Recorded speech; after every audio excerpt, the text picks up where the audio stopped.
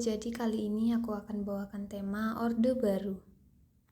Masa jabatan Presiden Soeharto sebagai Presiden kedua Indonesia dikenal dengan nama Orde Baru. Rentang waktu kekuasaan pemerintahan Orde Baru berlangsung selama 32 tahun. Diawali dengan surat perintah yang dikeluarkan pada tanggal 11 Maret 1966 hingga pada tahun 1998. Masa Orde Baru yang dipimpin oleh Presiden Soeharto mulai memimpin negara. Pemerintahan berusaha segera pulih usai berakhirnya era kepemimpinan Presiden Soekarno.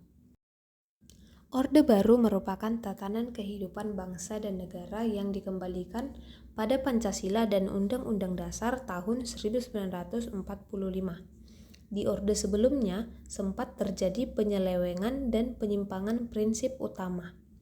Di masa pemerintahannya, Soeharto melakukan koreksi total sehingga penerapan Pancasila semakin kuat. Latar belakang lahirnya Orde Baru ialah ditandai dengan adanya Tritura atau Tri Tuntutan Rakyat yang merupakan ide perjuangan Angkatan 66 atau KEMI atau singkatan dari Kesatuan Aksi Mahasiswa Indonesia. Tritura terdiri dari 3 tuntutan yaitu pembubaran PKI, perombakan Kabinet Dwi Kora, dan penurunan harga.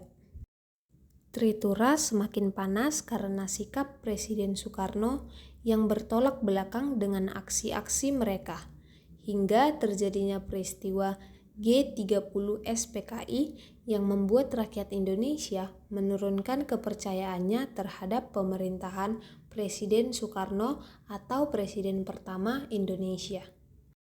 Peristiwa G30 SPKI adalah salah satu penyebab menurunnya kredibilitas Soekarno dan membuatnya mengeluarkan surat perintah kepada Letjen Soeharto yang disebut dengan Surat Perintah 11 Maret 1966 atau yang biasa disebut dengan Super Semar.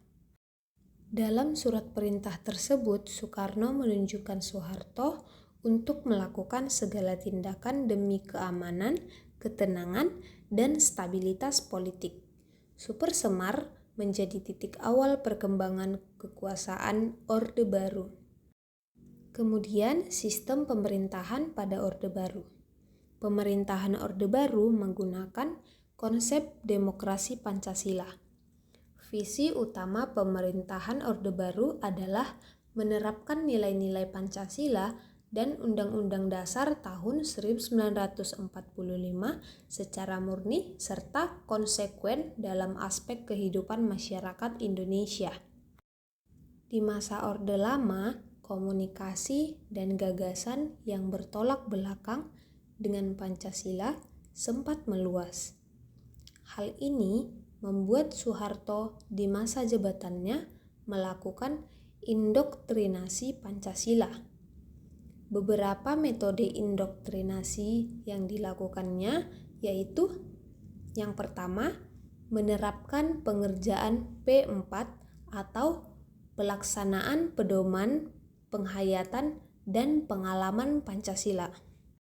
Di sekolah, Soeharto mengizinkan masyarakat membentuk organisasi dengan syarat menggunakan asas Pancasila, melarang kritikan yang menjatuhkan pemerintah dengan alasan stabilitas negara. Sistem pemerintahan pada Orde Baru adalah presidensial dengan bentuk pemerintahan republik dan Undang-Undang Dasar tahun 1945 sebagai dasar konstitusi yang berlaku. Dalam periode masa Orde Baru terjadi banyak perubahan-perubahan politik dan ekonomi di negara Indonesia. Ekonomi Indonesia berkembang pesat walaupun dibarengi dengan praktik korupsi yang merajalela. Lewat beberapa kebijakannya, politik dan ekonomi negara juga semakin kuat. Namun, kondisi saat ini menurun ketika pada tahun 1997 saat terjadi krisis moneter. Nah, krisis inilah yang membuat pemerintah kehilangan kepercayaan rakyat sehingga Soeharto sebagai presiden mengundurkan diri pada tanggal 21 Mei 1998 yang mengakhiri kekuasaan Orde Barunya. Nah, selanjutnya ialah penyebab jatuhnya pemerintahan Orde Baru.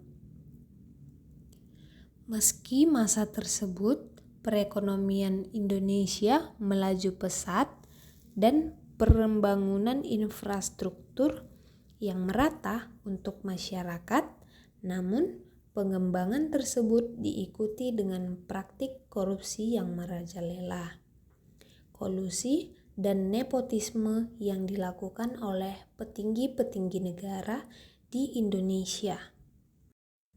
Nah, hal inilah yang menyebabkan kurangnya kepercayaan masyarakat Indonesia terhadap masa kepemimpinan Presiden Soeharto yang pada saat itu memimpin Orde Baru, yang memicu aksi demo mahasiswa dan masyarakat umum atas tuntutan kepada Soeharto atas apa yang terjadi pada masa kepemimpinan beliau. Demonstrasi semakin gencar setelah pemerintah menaikkan harga BBM di tanggal 4 Mei pada tahun 1998 di Indonesia. Belum lagi terjadi tragedi Trisakti, yaitu tertembaknya 4 mahasiswa di depan Universitas Trisakti Indonesia yang semakin mendorong masyarakat dan menguatkan masyarakat untuk menentang dan mengakhiri kebijakan yang dilakukan oleh pemerintah Indonesia pada kala itu di masa Orde Baru, yaitu Presiden Soeharto. Pada tahun 1997 sampai pada tahun 1998 merupakan periode Orde Baru yang menjadi masa kelam bagi seluruh rakyat Indonesia karena banyaknya terjadi hal-hal yang menyimpang dan melenceng dari Undang-Undang Dasar tahun 1945 dan juga Pancasila yang dibentuk oleh pemerintah. Kemudian menyinggung pada tragedi Trisakti, sebelumnya kita harus mengetahui apa itu tragedi Trisakti. Nah, tragedi Trisakti ini adalah peristiwa penembakan yang terjadi pada tanggal 12 Mei 1998, yaitu pada masa yang dipimpin oleh masa pemerintahan Presiden Soeharto, yaitu presiden kedua bangsa Indonesia. Nah, penembakan ini ditujukan terhadap mahasiswa saat terjadinya demonstrasi menuntut Soeharto untuk turun dari jabatannya pada masa itu. Kejadian ini menewaskan 4 mahasiswa Universitas Trisakti di Jakarta, Indonesia, serta puluhan lainnya yang terluka. Mereka yang tewas adalah yang pertama Elang Mulia Lesmana, yaitu pada tahun 1978 sampai 1998.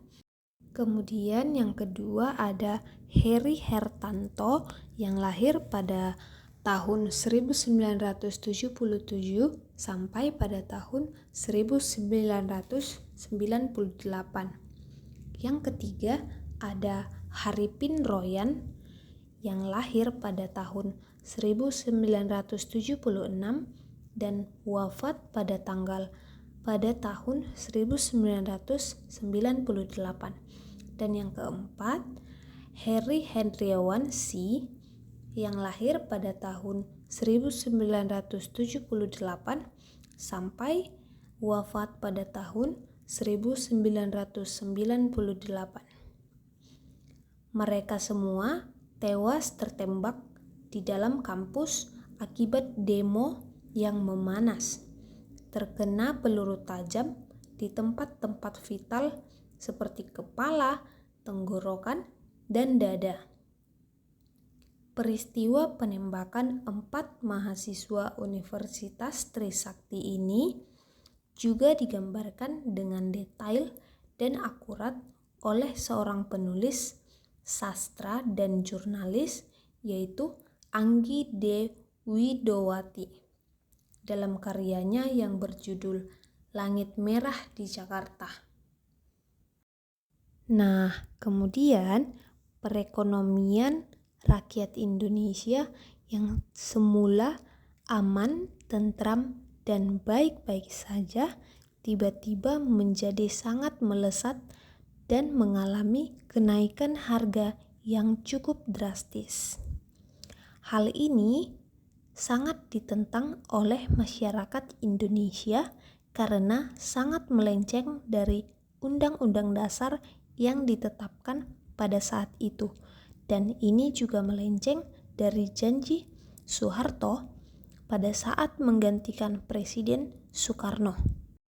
Nah, setelah mengalami kenaikan harga dan melesatnya perekonomian, penurunan disusul dengan berakhirnya rezim di masa Orde Baru. Besarnya gelombang demonstrasi di berbagai daerah membuat Presiden Soeharto terpaksa mundur karena sangat didesak oleh kaum pelajar, mahasiswa, maupun rakyat yang hendak ingin menurunkan Soeharto, Presiden kedua, dari jabatannya karena dianggap sangat membuat warga tidak nyaman atas kepemimpinan beliau. Dan kemudian Presiden Soeharto resmi dilengsarkan pada tanggal 21 Mei 1998.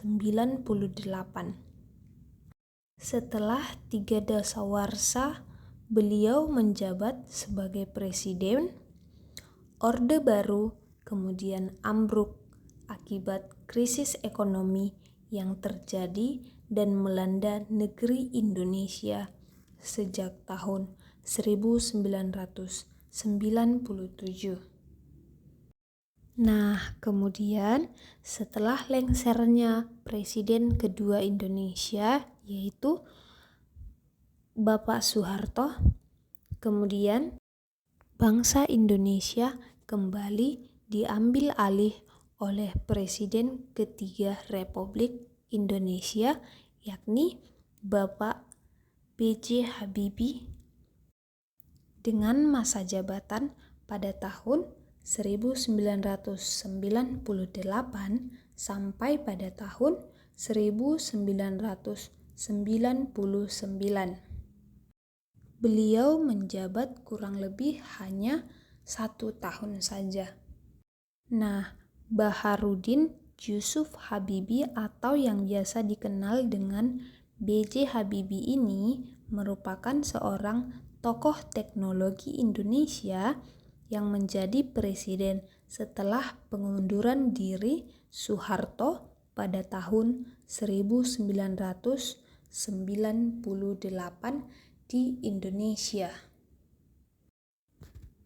Sekian pemaparan materi dari pembuat video.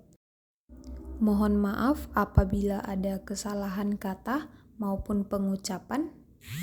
Terima kasih sudah mendengar video ini. Cukup sekian dan terima kasih. See you next time.